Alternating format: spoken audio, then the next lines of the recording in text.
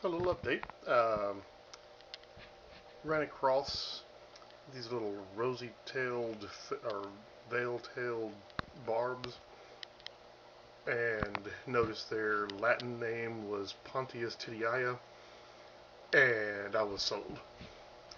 I put them in my little breeder tank, my little 3-gallon top fin, and they were doing great. And then they turned on my guppies, and so I put them in a new tank, and I'm going to make this my South American Cichlid tank. So I added some Gouramis today, and I set this up, and I'm really impressed with how new tanks always look great when you first set them up. Now my established tank that I did a water change on it because I was getting some growth in here. Again, growth is supposed to be good, but I didn't like what it was, and I wanted to make sure that I had enough space for my little electric yellow Celosi to breed if they chose to do so. I wound up picking up some new blood red parrots. I don't know if you can see them. They like to hide in here.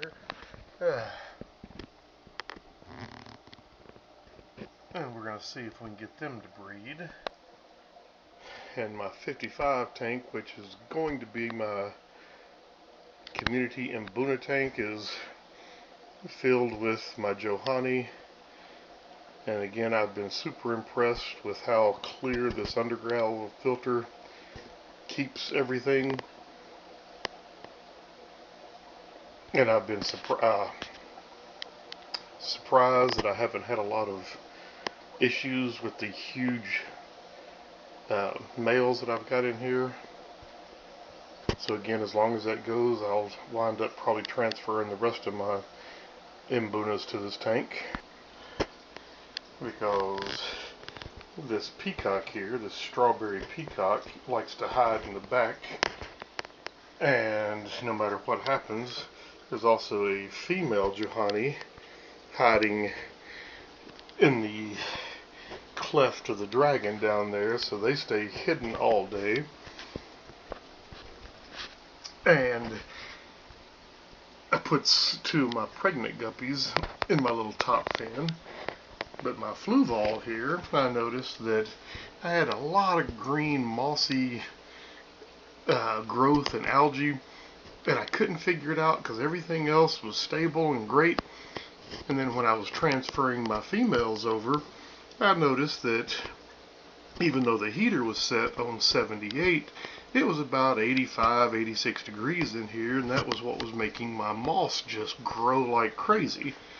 So eventually I think I fixed my heater, and I've got it back down to a 78 degree temperature range, and hopefully I'll be able to get rid of this moss and algae that's in here and make it like the rest of the tanks.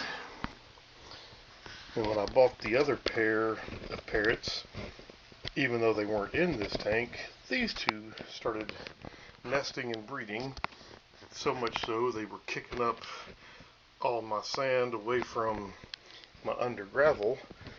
And so when I put the little terracotta plate in there for them to lay eggs on, they abandoned the site. I mean, they just decided that they started picking at the plate, and then they quit. And now I've got a couple of these snow whites that are down there looking over it, so maybe at some point in the future I'll have at least somebody get laying eggs in here, whether it's these huge angels, or my blood red parrots, or my snow whites.